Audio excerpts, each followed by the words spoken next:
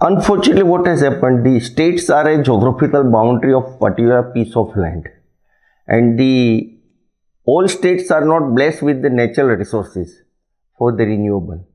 So probably Gujarat, Tamil Nadu, Karnataka are having good wind potential. The state like Rajasthan and others are having the potential for the solar. Fortunately, Gujarat is blessed with both. So each state has a different dimension for the renewable impact. However, use of power is also drastically differ. Some states like Rajasthan does not have a use power requirement, but they have use potential of this renewable. Now to harness it seamlessly without affecting their grid parameter is a great challenge. So that need to be addressed. It can be addressed in many ways. One is the policy level planning. Who is going to invest, where the power will be transferred, who is the buyer of that power, and how the power will flow. So a need of very strong transmission network from the RE-rich state to the other part of the country has been well taken care by the Ministry of Power, Power Grid Corporation of India, and the Green Corridor phase 1 and phase 2 have been established. Most of the work has been completed, and the associated lines connecting the large big highway of the power, the state has also taken enough care to connect their substation with that. So this is with respect to plan mode work. But when it comes to the operation, there are much more challenges, because the deviation of the renewable, suppose let us take the case of Gujarat, we have more than 2000 megawatt variation of the wind generation. At almost at every alternate day, more than 150 days are there in a year, where I will face the renewable energy variation more than 2000 megawatt. So to mitigate that, I need to have some source of power named as balancing. Now, the balancing probably we have not thought much. A policy maker, planner need to take this into account and ensure that proper balancing is that. Unless this balance is not there, it shall not be possible to ease out the transfer of power from the renewable project to the grid, and the other component of the grid will face the stress, imbalance and fast variation. So as far as state level challenge is concerned, one is the planning operational method. Another is, say, as on today also, there is no financial impact for giving the forecast and schedule for the renewable project. You are trying to run the grid or manage the grid with a huge quantum of power, and for which you don't get the prediction, you don't get the forecast, you don't get the commitment, you don't get the schedule. So no doubt there are some framework prepared by CERC, some state has adopted, but none of the state is having a financial impact on the forecasting and scheduling of the renewable. Unless it is not tied up with any financial, nobody will give a committed planning of their renewable resource. So proper prediction of what shall be the RE for tomorrow, what shall be the RE for the hours after this moment, or today evening, today midnight, unless this is not conveyed to the grid manager, for grid manager that is going to be a challenge. And let us understand that is also planned and forecasted and conveyed. But invariability we cannot do away, we cannot put aside. So manage that invariability, to manage that inconsistency, we need to have a fast dynamic balancing resource. There are many pump mode hydropower stations in the country, in our state also, but they are not operational due to various administrative reasons only. So when we plan 175 GW of the renewable for the country, probably I think we miss the bus to plan about the balancing thereof.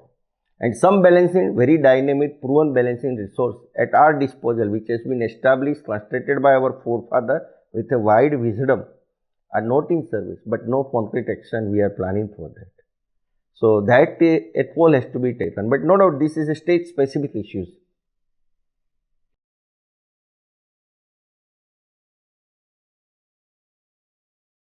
State level renewable is having three type of contracts.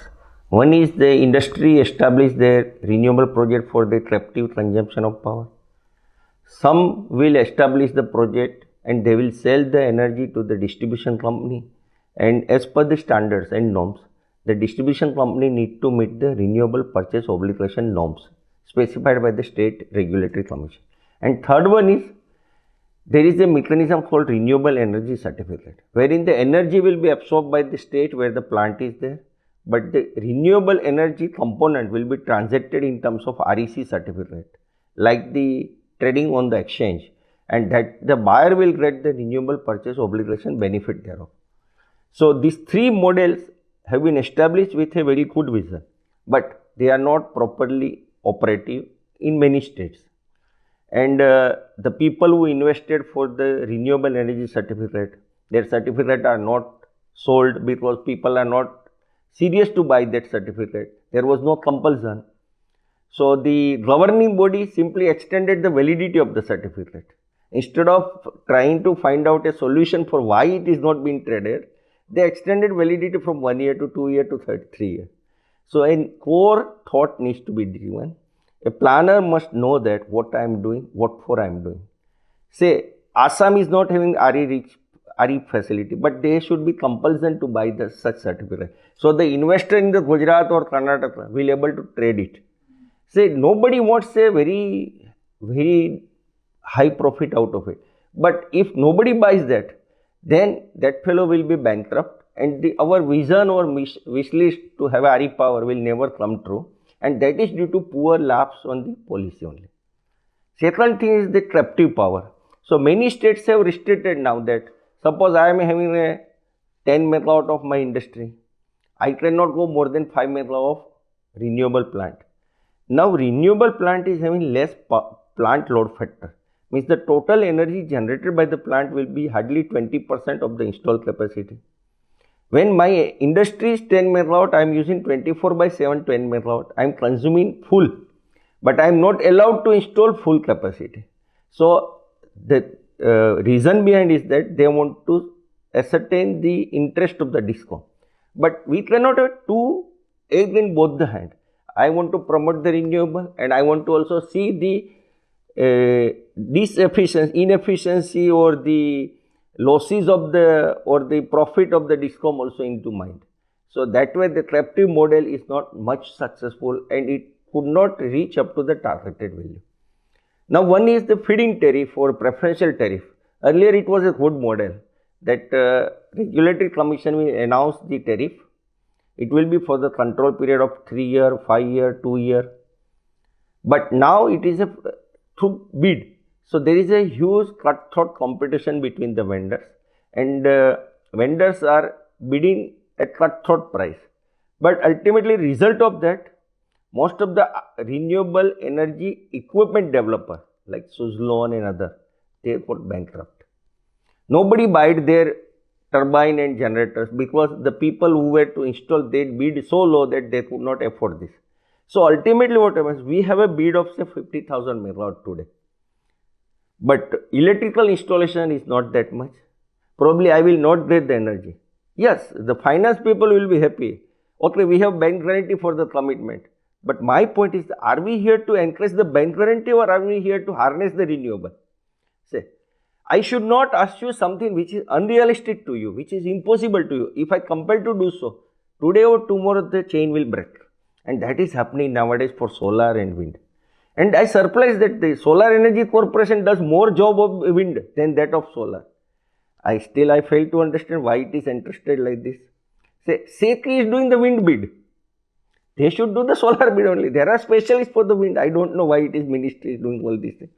So these are the point which does not escalate the target or our mission or our path towards the target. And probably all these doable things. Say, what is not possible is I cannot generate the wind where it is not flowing. I cannot put the radiation level, or I cannot change the radiation level. But whatever piece of paper or the so-called Thai people sit together and prepare some rules and paper, it should be homogeneous, synchronized with the need of the time. And the targets, whether by some rule, regulation, maybe by central electricity, maybe by state, maybe by 2003, maybe by the RE policy. Does it promote it or it suppress it? Or it just for the sake of that my state is also having some RE policy, I keep it in a file and run away here and there. But that policy does not promote the RE, just for the namesake. So it should not be like that. So care has to be taken, a due diligence to be utilized. Whether the people who are in the change for promoting the RE are doing the job in a right direction or not.